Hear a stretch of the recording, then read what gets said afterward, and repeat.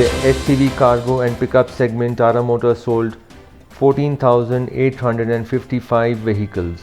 In the passenger carrier segment, Tata Motors sold 850 vehicles. And I was very much interested in transports in childhood only. So even during my vacations after my 7th standard, people used to go out for trips and play with friends. But my preference was to go office, understand the work, and play with trucks. And we used to have about 2-3 accidents every year. So I was not very comfortable with that one statistic, and I decided to make the safest trucking company in India. Good morning friends and welcome back to Trans India. एक बार फिर आप सबका स्वागत है trans India में real people real emotions. दोस्तों, road transport industry एक बहुत ही अहम इंडस्ट्री तो है ही, लेकिन इसके प्रॉब्लम्स जो हैं वो बहुत ज़्यादा हैं। It is not easy being a transporter. There is so much of stress, there is so much of hard work and most importantly there is no respect. कुछ साल पहले तक कई ट्रांसपोर्ट कंपनीज़ की प्रॉब्लम ये थी कि जो यंगस्टर्स थे वो फैमिली बिजनेस नहीं ज्वाइन करना चाहते थे। They would prefer working somewhere else और possibly start a business which had no relation to road transport. But things are changing now.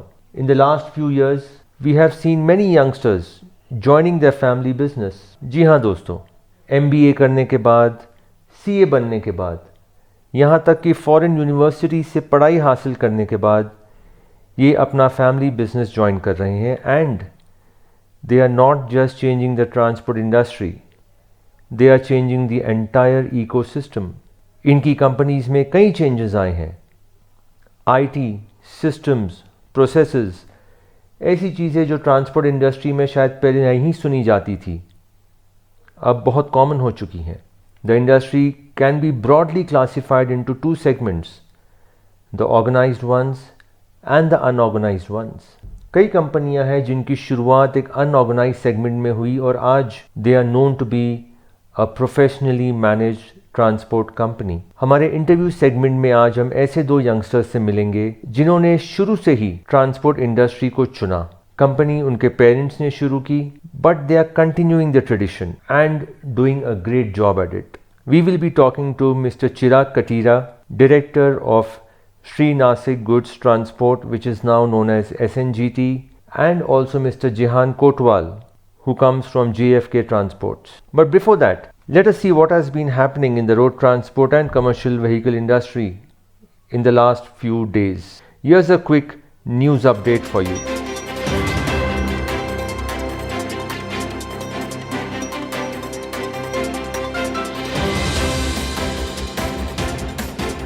दोस्तों, रोड ट्रांसपोर्ट और ऑटोमोबाइल इंडस्ट्री का एक अहम हिस्सा है ट्रांसपोर्ट एसोसिएशंस। ये वो कड़ी है जो मेंबर्स और गवर्नमेंट को जोड़े रखती है, जो प्रॉब्लम्स है उन्हें कंसर्न अथॉरिटीज़ तक ले जाती हैं। ट्रांसपोर्ट इंडस्ट्री का एक बहुत ही अहम एसोसिएशन है बॉम्बे गुड्स ट्रांसपोर्ट एसोसिएशन, जिसमें 1700 से भी ज़्यादा ट्रांसपोर्ट कंपनीज मेंबर हैं। It is quite interesting that it is considered a prestige leading this particular association. Mr. Jay Kumar Gupta, who was the president of BGTA for 2021, retired from his post, and taking over from him now is Mr. Bindu Kumar Vasa.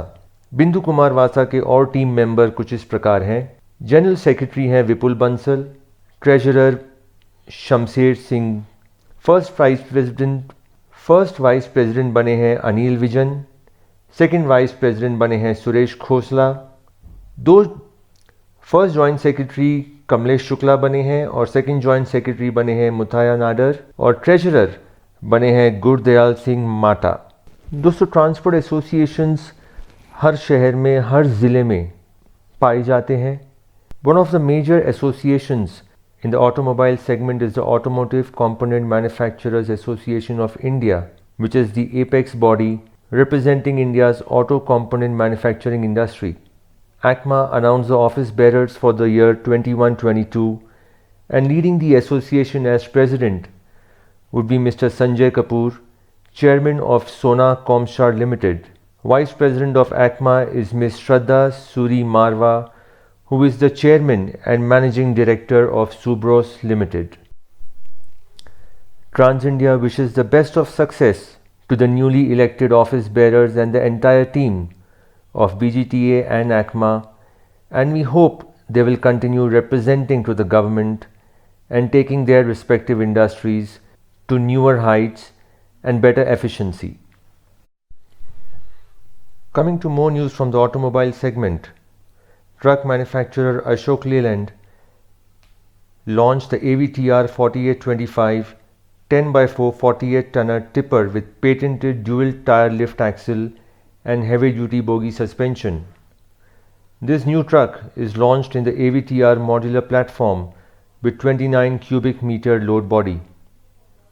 Commenting on the launch, Mr. Anuj Kathuria, COO of Ashok Leyland, said, "With the launch of AVTR 4825 tipper with bogie suspension, which is the latest addition in AVTR range, we continue to maintain the lead in terms of technology and innovation for our customers.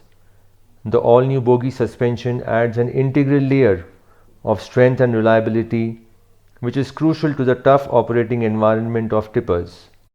Also this week, truck manufacturer Mahindra & Mahindra signed a memorandum of understanding with State Bank of India. The MOU is set to offer unique financial assistance for the purchase of M&M's range of small commercial vehicles and pickups. Besides giving the country world-class trucks, OEMs have also been involved in a lot of CSR activities. Recently, Ashok Leyland set up 2 oxygen generator plants at the government hospital in Hosur. The oxygen generator plants were inaugurated by the State Minister for Health and Family Welfare, Mr. M.A. Subramaniam. The oxygen generator plants have a combined capacity to generate 500 liters per minute and have a storage capacity of 4,000 liters along with a bottling facility. These plants have been set up at a cost of Rs 1.18 crores, and this initiative strives to ensure immediate access of oxygen supply to hospitals and public health centers in and around Hosur. दोस्तों, हाल ही में Olympics में India को काफ़ी medals मिले और हमारे जो sports persons हैं उन्हें गवर्नमेंट के अलावा कई कंपनियां भी हैं जो उन्हें सपोर्ट करती हैं। टाटा मोटर्स उनमें से एक है। Tata Motors has been having a long standing relation with the Wrestling Federation of India. इसी रिलेशन को आगे बढ़ाते हुए Tata Motors and Wrestling Federation of India announced the quest for gold at Paris Olympics 2024. As part of this initiative, Wrestling Federation of India, with support from Tata Motors, will focus on the growth, progress and advancement of both men and women wrestlers across age groups. Tata Motors and WFI will provide access to the right infrastructure, platform, opportunities and security for young and talented Indian wrestlers. Yodhas will gain assured and enhanced access to world-class training facilities, internationally reputed coaches and support through a rich nutritional program. Speaking on the occasion, Mr. Girish Wagh, Executive Director Tata Motors, said, "The sport of wrestling is deep-rooted across India and enjoys a rich legacy of success in the global arena. Popular and followed by all sections of society, its machismo, aggression and endurance test speed, agility and power. These virtues perfectly mirror the longevity, durability and robust performance of our commercial vehicles that are much valued by our customers both in India as well as international markets. We hope that WFI and Tata Motors bring more gold for India in the next Olympics." Since BS6 was launched in April 2020, OEMs have been launching new models and at the same time also indulging in a lot of CSR activities. But let us see how they have been performing on the sales front. Ashok Leyland in August sold 3,845 trucks in the MNHCV segment and 4,414 vehicles in the LCV segment. They also managed to sell 141 buses in August 2021. Collectively, Ashok Leyland sold 8,400 commercial vehicles in August 2021 as compared to 5,824 vehicles in August 20, which is up 44% over last year. Mahindra and Mahindra meanwhile sold 1,734 vehicles in the LCV segment lesser than 2 tons. In the segment 2 tons to 3.5 tons, the company sold 6,595 vehicles, and in the segment 3.5 tons plus, which also includes the MNHCV segment, the company sold 512 vehicles. Market leader Tata Motors sold 5,840 vehicles in the MNHCV segment, 4,627 vehicles in the INLCV segment. In the SCV cargo and pickup segment, Tata Motors sold 14,855 vehicles. In the passenger carrier segment, Tata Motors sold 850 vehicles. The total domestic sales for Tata Motors in August 2021 was 26,172 vehicles, up from 21,796 vehicles in July 2021. VE Commercial Vehicles recorded sales of 446. Meanwhile, Eicher branded trucks and buses in the domestic CV segment recorded sales of 3,864 units in August 2021 as compared to 2,190 units in August 2020. Volvo trucks and Volvo buses recorded sales of 126 units in August 21 as compared to 37 units in August 2020.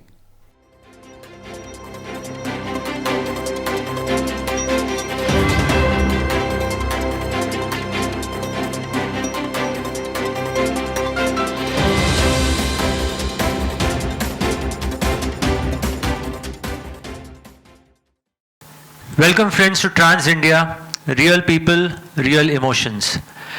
Road transport industry has been one of various challenges, and one of the challenges that this industry had been facing until a while ago was that youngsters were reluctant to join the family business. Call it lack of respect, call it too much of burden, too much of responsibility. Even established family businesses, the youngsters were happy to work outside, but not join the business. However, today in our studios we have with us two such youngsters who've not only joined the family business but created new benchmarks and taken their business to a different level altogether. We are pleased to welcome Jehan Kotwal and Chirag Katira. Welcome Chirag, welcome Jehan.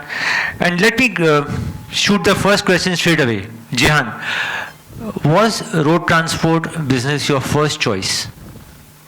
So the story is very interesting. My father actually didn't want me to join the business.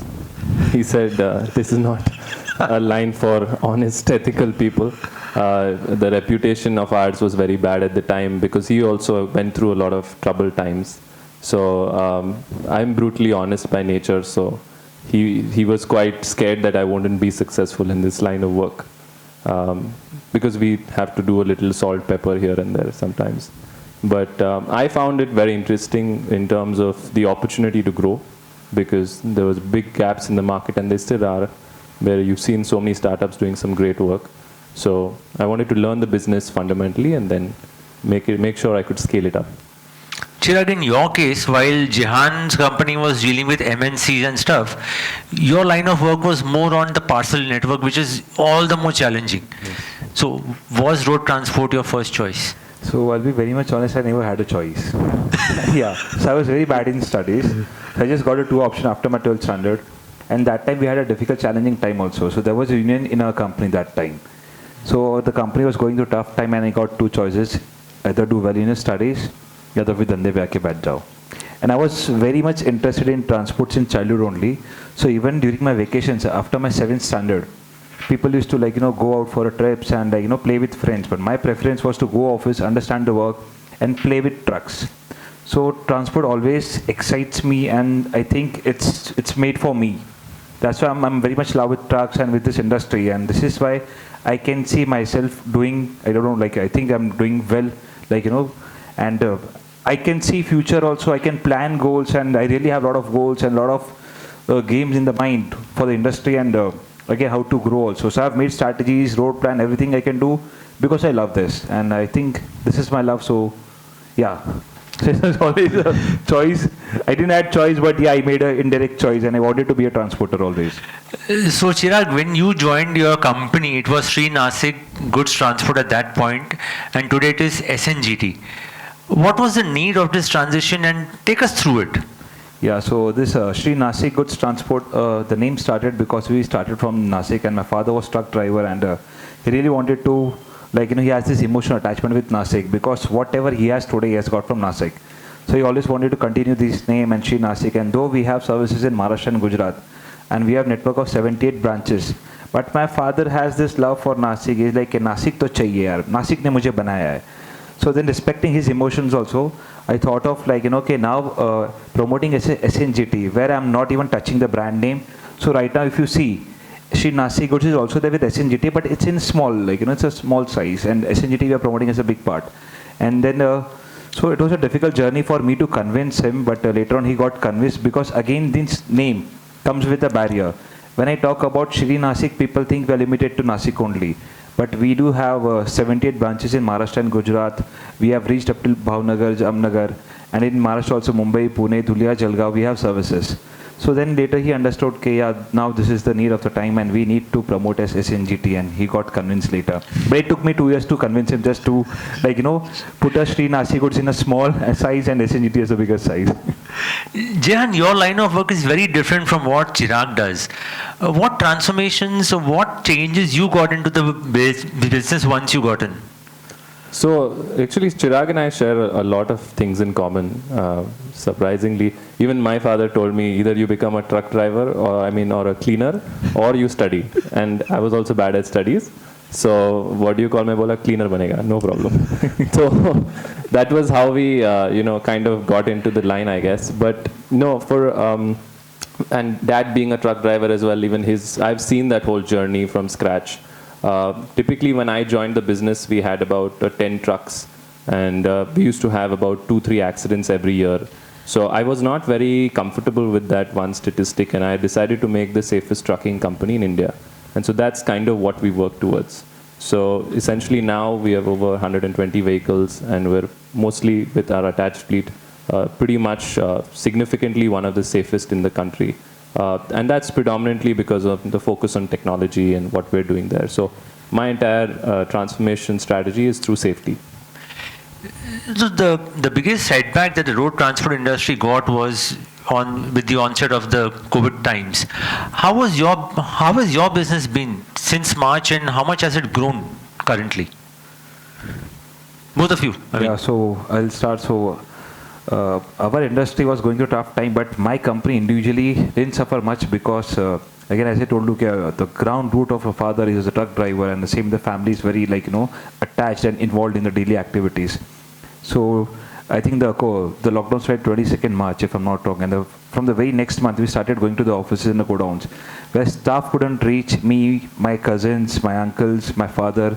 We all were sitting in the godown and booking the material that time. So we have this love with the company that kuch bhi ho jaye, but we'll be on the grounds for our customers to serve them. And then, parallelly a new industry was started off, like masks, sanitizers, and they all needed transport. So where I saw, okay, none of the transporters were functioning that time, and we were functioning. So again, that got a support to our business. That new industry which was created that time got diverted to us. The transport business got diverted to us, and touch wood, okay, we didn't face any loss, and in fact, in this difficult time also, we are not taken a single penny moratorium. We paid all our EMIs, all the godown rents were paid, and somewhere, touch wood, we did well in the COVID also, and now we bought recently 14 trucks also. So we are growing, and again in this times we grew by 15%. And Chirag, from what I've heard, a very interesting statistic is that a lot of your family members are involved in the business. How many of them? 32. 32 family members in the same business. And who takes the decision? Who's the final authority? So I think everyone is the final authority. Is the group decision always made? Yeah, but there is someone. Humility. But how do you strike a balance? I mean, the younger lot to convince the seniors that okay, we are doing this. How do you come across those barriers? So see, as being a Gujarati, are very good at convincing. Meet a customer or our parents also. So say we try on our fathers, and somehow we manage to convince them. Yeah, but definitely see every coin has a two sides, pros and cons. So all we have to deal is the con side, and I think we have a lot of unity in the family also. And again, the strategy what we use in the business is none of the son and father sit together and do business together. So I sit with my uncle, and same way my other cousins also doing business with the uncles. So father and son एक office में नहीं बैठते हैं.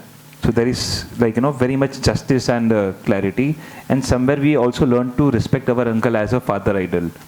So that strategy we are using since day one. When I joined the business, I used to work with my uncle. Then I got shifted to another uncle, Kevin, and same way same strategy. Up तक वही चालू है. Right now also I'm with my uncle. Jan, your line of work, again, as I said, is very different from what Chirag does. And you've been into movement of oxygen as well. So was there pressure on you once the whole pandemic thing came up? Yeah, so I mean, I truly envy Chirag's family being in the business, because my father, to the moment I said I'm coming in, he's like, I'm retiring. So मेरे पास कोई family support तो था नहीं. But I think the beauty of transport, and the reason why Chirag was able to maneuver this successfully also, is because he had trusted team members, like family, or who were family, who could help him through that journey. For us, COVID was a nightmare. I think first moratorium, though, we had no choice to take, because across the nations our fleet were running, and overnight they all just stopped. And so it took a week or two to try and understand what exactly is happening. So that first 2-3 months was challenging. Yeah, to a certain degree, I realized that it's important to move to asset light. So we started a 3PL vertical where we do mostly like a transport desk kind of model, where we become an asset light kind of solution as well. For the oxygen piece, to answer your question, we're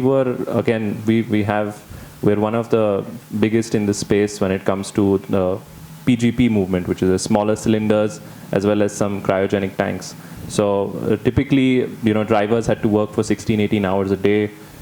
They wanted to leave. We just, however, convinced them, especially the end of the first wave. I think that's when the oxygen crisis really kicked us in, which was around, I would say, the second wave, of course, was bad, but the first wave as well.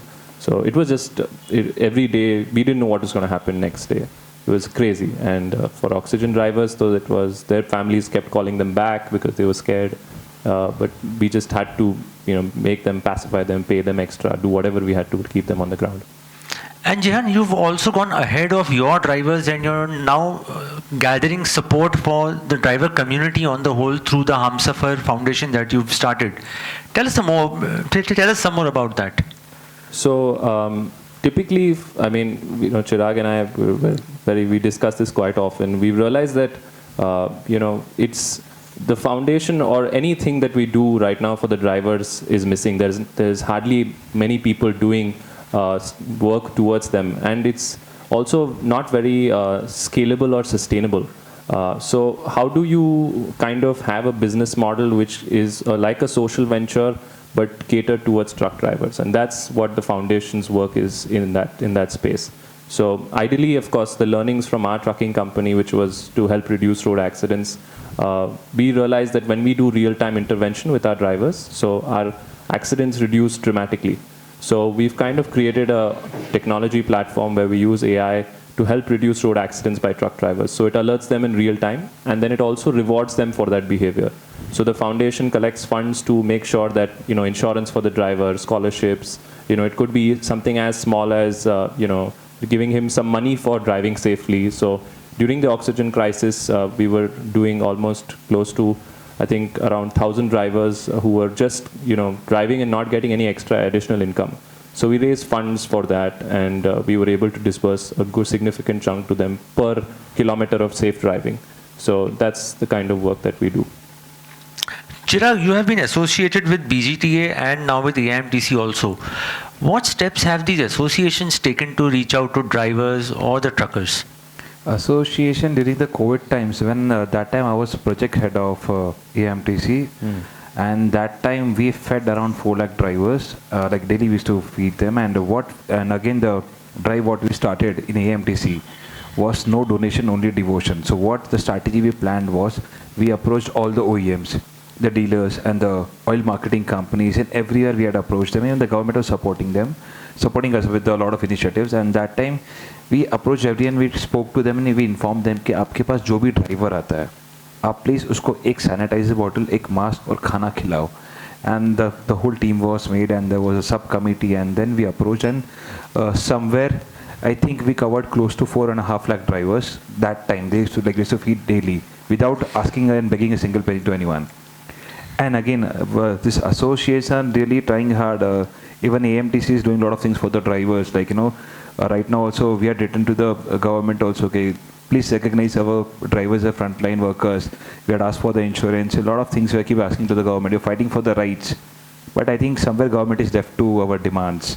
And I think it's always been government, it's been deaf to our demands to transporters and as our drivers also. Though they are risking their life, they are the one who are delivering the oxygen cylinders and everything, but I don't know, government can't see them working hard, yeah. It is quite commendable, friends, that young transporters are not only working for their company, but they are working for the entire transport ecosystem on the whole. But end of the day, it is the business that matters most. So let us talk a little bit about business and see how it goes. Jihan, operating costs have been going up. Diesel, tires, toll, driver salaries, everything is going up. Where does freight stand for you currently? So I think for it depends. If you've got to divide it into two categories. You have the organized transporters who work with multinationals who generally have a diesel clause involved in their contracts. And then you have the unorganized sector, which moves, which is on a daily market demand and supply rate perspective. I think for the organized are still relatively okay. They are hit badly, no doubt. We are hit badly because even if we move, let's say, material from the west to the south, and it comes back, it has to come back on a market load. So those rates, for example, when diesel was about 65, the rate of from Hyderabad to Bombay was about 1600 a ton. And at 97 also it's at 1600 a ton. So nothing has changed, even though diesel has increased by about 40%. And that's just not diesel. You have indirect costs, inflation, in tires, etc. as well. I think of course this situation is so dynamic, and unfortunately some weeks you suddenly see a 35-40% rate hike in freights. Suddenly there is an excess amount of vehicles, or there's no loads, not vehicles, I would say, less demand or lockdowns, and so again the freights crash. So it's very unpredictable, and I doubt that the freight rates have increased to that extent. The market for sure has remained the same, so it's quite bad. Chirag, what about the parcel movement? Have freight rates gotten any better there? No, parcel rates we're not able to hike the freight rates because again we are seeing a lot of trucks idle, and again the whole industry has not reached to the 100% recovery. So right now also transport is suffering. The trucks are idle. The businessless trucks we can say. Trucks are standard, and people don't have money to pay the EMI. And so what transporter preference is just to survive. कि अब 2 पैसा नहीं कमाएंगे, घर से भले नुकसान भी करेंगे, but at least there will be some amount where he'll be able to pay EMI. So I think freight's not going to increase, though we have suffered a big loss, because we transporter work for like 5 to 6% margin, which is wafer thin. And in that 60% to 70% is our diesel cost. And if you are seeing there's a 20%, so 20 rupees have increased in a year in the diesel price. So it's close to 30-35% what Jihan said. So definitely we are not working on such a high margin. So even if you're calculating, it's a hit of close to 18 to 20% in our overall operation cost. We're working for the 5%, but there is no option. We have to survive these difficult times. So unless and until business is 100% recovered and all our fleets are on road, there won't be any freight hike, because this is just a survival. So maybe after a year or 6 months, let's see how COVID, right now we are hearing about the third wave.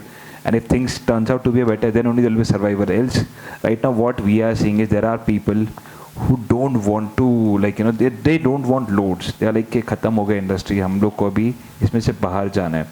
A lot of trucks have been also pulled by the financiers. So difficult time is still on. So freight rates, so we can't even think about increasing because we don't have business. That's why.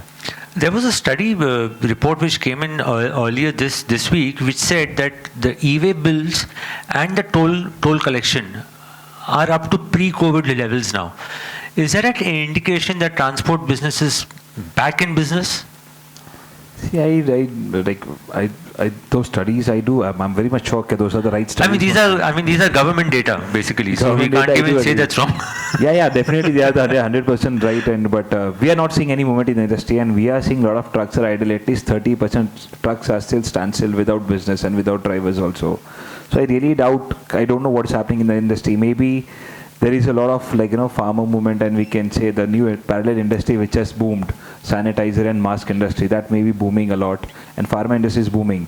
But when you see the whole industry part, see only FMCG is doing well, pharmaceutical companies are doing well, but what about the other industry which are hampered? So we don't see movement over there. So overall, I think things are affected, and particular specific industries are doing really well. Jian, since you deal with MNCs mostly, is it easier convincing them to increase freight rates by giving them a presentation that, okay, see, this is the diesel cost that has gone up? Does it really work that way? No MNC. They all are very smart, and it's a survival mechanism. I don't blame them also.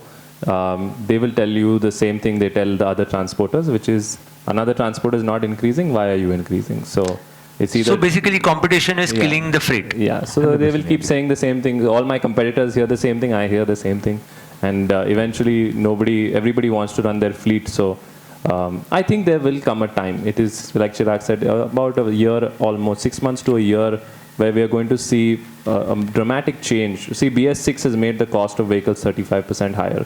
Fuel has increased, tires have increased, and in the last 6 months, and everything has, right? So mathematically speaking, the small players are going to get washed off, and we've already seen 8.5 lakh trucks off the road in the last 6 months already.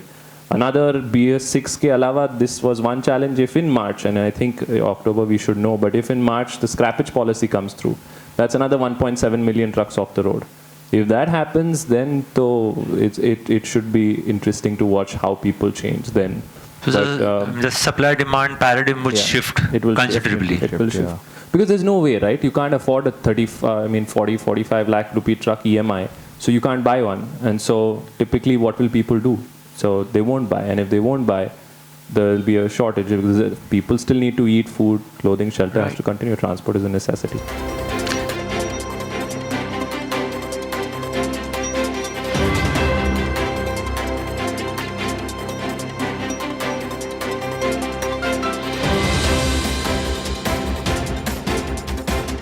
कि ये formula है, आपको ये maths करना है, basic formula यही है और इस पे ही बिजनेस होगा और आप फ्रेट रेट डिसाइड करो. Definitely this can bring a very big change and very big revolution, and it will also help them to survive. The idea is that, to make sure that the truck drivers become safer, are taken care of, looked after, and that's what we want to do.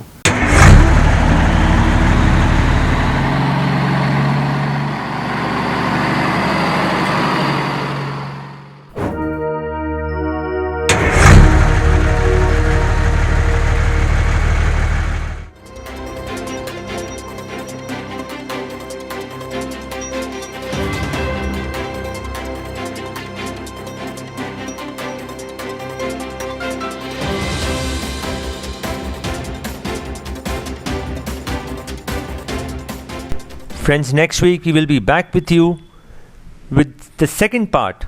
So keep watching Trans India, Real People, Real Emotions, and before you leave us, make sure you subscribe to the channel. Let's grow and let's make a future for this industry.